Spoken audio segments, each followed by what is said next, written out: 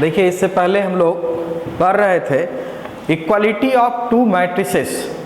Equality of two matrices के basis पे हम लोग एक सवाल किए थे, क्वेश्चन नंबर 5 और 6।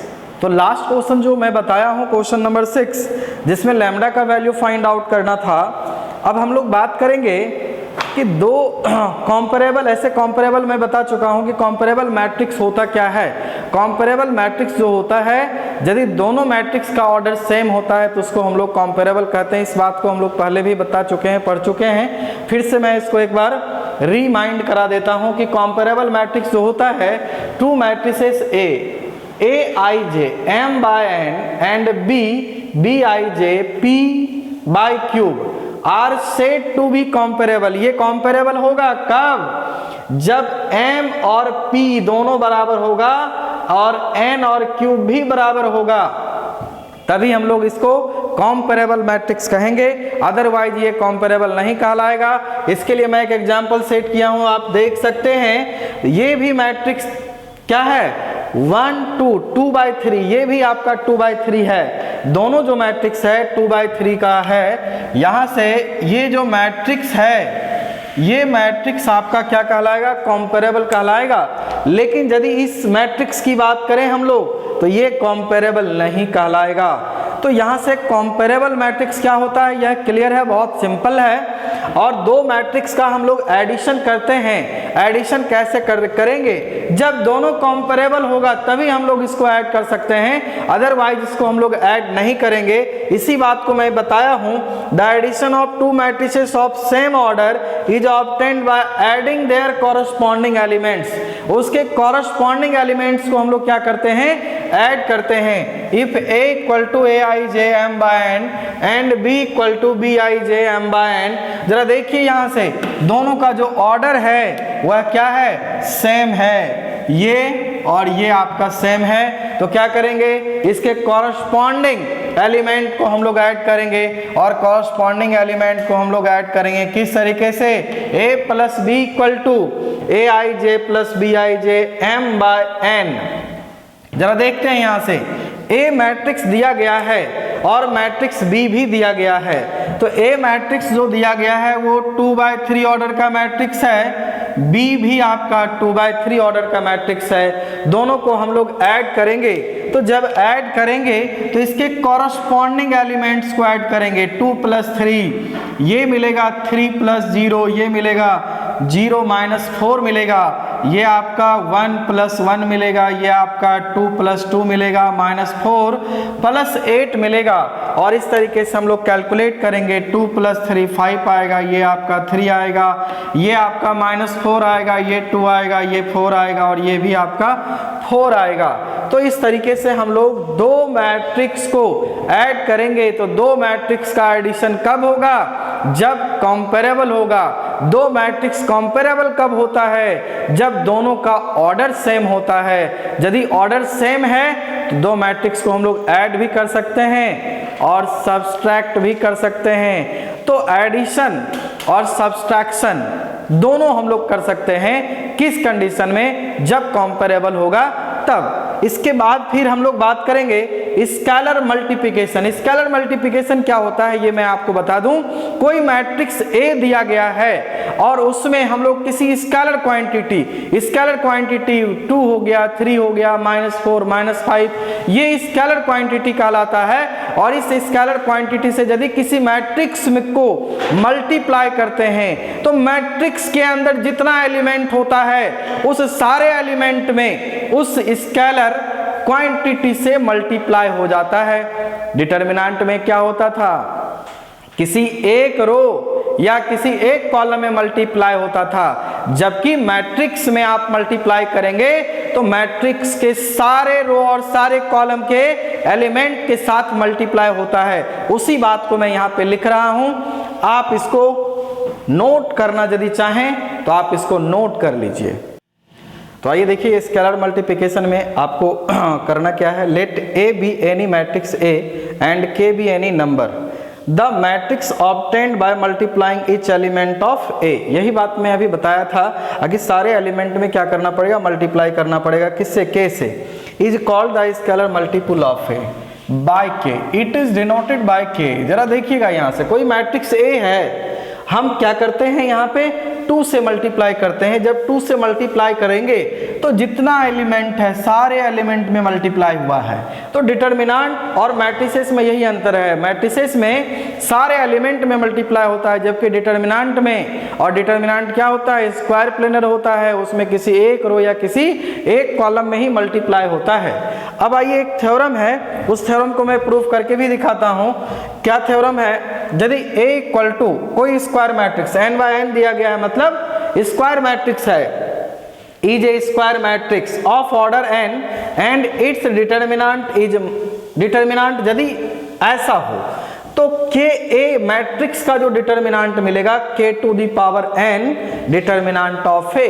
आइए इसको हम प्रूफ करके दिखाते हैं। यहां से हम लोग क्या करते हैं, कंसीडर कर लेते हैं लेट A इक्वल टू एक मैट्रिक्स हम लोग बनाते हैं। यहां से A11, A12, A13 कहां तक चलेगा, A1n, A21, A22, A23 कहां तक चलेगा, 2n। फिर ये आपका कंटिन्यू चलेगा, कहाँ तक चलेगा, तो ये आपका n1 होगा, n2 होगा, n3 होगा, और ये आपका nn होगा। नहीं, आगे देखते हैं हम लोग।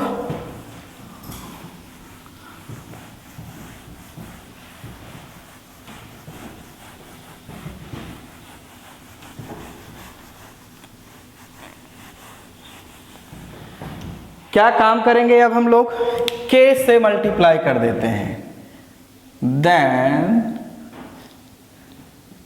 k a इक्वल टू, तो ये क्या होगा, सभी में मल्टीप्लाई होगा, k12, k13 कहाँ तक, k1n, ka21, 22, ka23, ka2n।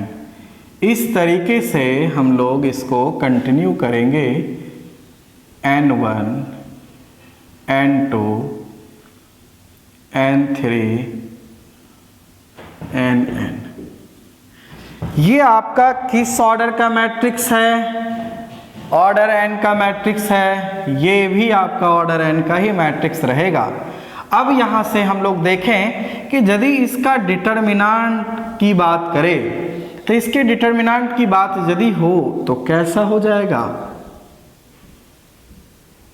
k12, ka13, ka1n, ka21, 22, 23, 2n।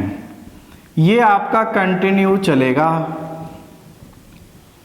यहां से ये मिलेगा k a n1, n2, n3, nn। ये आपका डिटर्मिनेंट हम लोग पढ़ चुके हैं। डिटर्मिनेंट में क्या होगा, किसी एक रो से आप कॉमन निकालिएगा या किसी एक कॉलम से कॉमन निकालिएगा। यदि हम लोग किसी एक रो या किसी एक कॉलम से क्या करें, कॉलम निकालते हैं, ये कॉमन निकालते हैं, तो इससे क्या आएगा, इससे क्या आएगा, इससे क्या आएगा, कितना टाइम्स आएगा, n टाइम्स आएगा। बचेगा क्या, यहां से ये आपका बचेगा a1n, a21, a22, a23, a2n, और फिर यहाँ से ये आपका n1, n2, n3, nn। तो हम लोग क्या कहेंगे, k to the power n determinant of a। देखिए यहाँ से हम लोग कह सकते हैं दैट इज के ए इक्वल टू जो आया k to the power n determinant of A, इसी बात को प्रूफ करना था, ये थ्योरम था और इसको मैं प्रूफ कर दिया हूँ। चलिए तो मैं इसको यहीं तक रहने देता हूँ, फिर आगे हम लोग अगले कंसेप्ट पे आते हैं। तो अभी हम लोग बात कर रहे थे कि दो मैट्रिक्स को ऐड कैसे करेंगे। अब क्या है कि दो मैट्रिक्स को हम लोग सब्सट्रैक्ट कैसे करेंगे, क्या तरीका है सब्सट्रैक्शन का।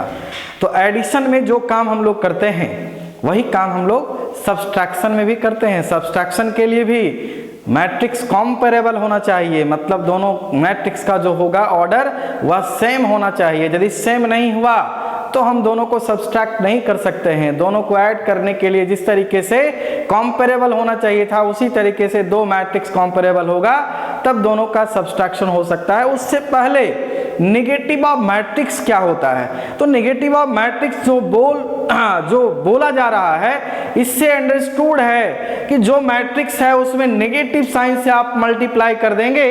जैसे यहाँ पे मैं लिखा हूं नेगेटिव ऑफ मैट्रिक्स, इसी को हम लोग कहते हैं additive inverse of a matrix. तो इसमें करते क्या है, the negative of a matrix A is denoted by minus A, किससे डिनोट करते हैं, माइनस ए से, and is defined as, minus A को कैसे लिखेंगे, -1 into a, और by replacing each element of a with its corresponding additive inverse, -a is called negative और additive inverse of matrix A। कैसे, a plus minus a equal to 0। यहाँ पे example है, if a equal to इतना then minus a जो मिलेगा वह क्या मिलेगा, सभी में निगेटिव से मल्टीप्लाई कर देंगे तो देखिए -2 माइनस माइनस +3 -1, ये आपका माइनस माइनस +4 मिलेगा, 0 एज इट इज रहेगा, ये +5 है तो ये -5 हो जाएगा। अब जब दोनों को हम लोग ऐड करेंगे तो after addition we get null matrix, क्या मिलेगा, नल मैट्रिक्स मिलेगा। सारा एलिमेंट जो मिलेगा वह 0 मिलेगा लेकिन ऑर्डर सेम रहेगा। अब हम लोग बात करते हैं सब्सट्रैक्शन ऑफ मैट्रिक्स के बारे में। यदि दो मैट्रिक्स ए और बी दिया गया है तो दोनों कॉम्पेरेबल होना चाहिए, मैं लिखा हूं comparable matrix, then subtraction of B from A minus B equal to A plus minus B. नहीं तो ए जो दिया गया है वह ये, बी आपका ये दिया गया है तो हम लोग ए माइनस बी करेंगे तो 3 -4 1 माइनस माइनस 1 2 माइनस 0 -4 -3 0 -2 -3 माइनस क्या हो जाएगा, +8 हो जाएगा। आप इसको कैलकुलेट करेंगे तो -1 2 2 -7 -2 और 5 मिलेगा। जो दोनों का जो ऑर्डर मिलेगा वो क्या मिलेगा, सेम मिलेगा। यहाँ से a और b का जो ऑर्डर है वही a माइनस बी का ऑर्डर मिलेगा। तो इस तरीके से हम लोग दो मैट्रिक्स को ऐड कैसे करेंगे ये सीखे, दो मैट्रिक्स को हम लोग सब्सट्रैक्ट कैसे करेंगे ये सीखे। तो यहाँ से आप लोगों का होमवर्क रहा, आप इसको जरूर बनाएंगे, ठीक है। क्या होमवर्क है तो आप देखिए, NCERT एक्सरसाइज 3.2 और क्वेश्चन नंबर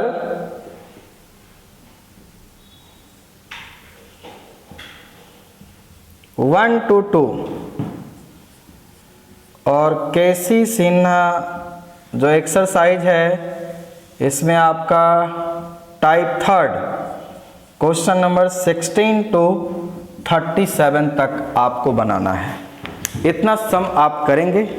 कुछ सम हमारे असाइनमेंट का है, वो कैसे बनेगा उसको हम लोग डिस्कस करेंगे, अगले क्लास में डिस्कस करेंगे। अगला जो लेक्चर होगा उस लेक्चर में हम बताएंगे कि सवाल जो एडिशन सब्सट्रैक्शन पे आता है वह किस तरह का आता है, कैसा आता है, इसको हम लोग डिस्कस करेंगे। फिर भी जो मैं कंसेप्ट बताया हूं उस कंसेप्ट से आप ट्राई कीजिएगा। एक्सरसाइज NCERT का 3.2 क्वेश्चन नंबर 1 से लेकर के 2 और केसीसी नाम है टाइप थर्ड जो कि 16 से 37 तक आपको बनाना है, आप इसको कंप्लीट कर लेंगे।